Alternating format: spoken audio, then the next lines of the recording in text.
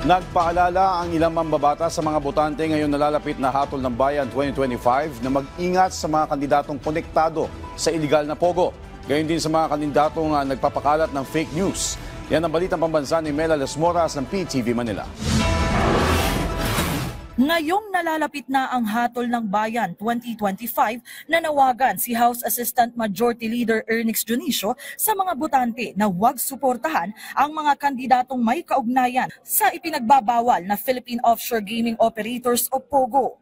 Ayon kay Dionisio, ang problema ngayon may mga tumatakbong may koneksyon sa POGO, kaya't dapat ay maging mapanuri ang ating mga kababayan sa mga pipiliing leader sa halalan. Si House Deputy Majority Leader Paul Ortega naman, mga kandidatong nagpapakalat ng fake news ang binatikos.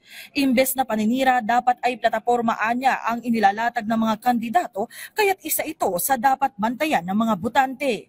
Sa ngayon, tuloy-tuloy rin ang mga pagdinig ng House Tri-Committee para malabanan na ang fake news sa bansa at makabuo ng mga batas ukol dito.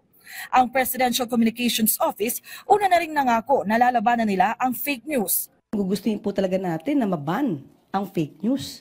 And personally, when I was one of the resource persons dito sa TRICOM, I even suggested for a registration of all content creators to avoid this kind of fake news.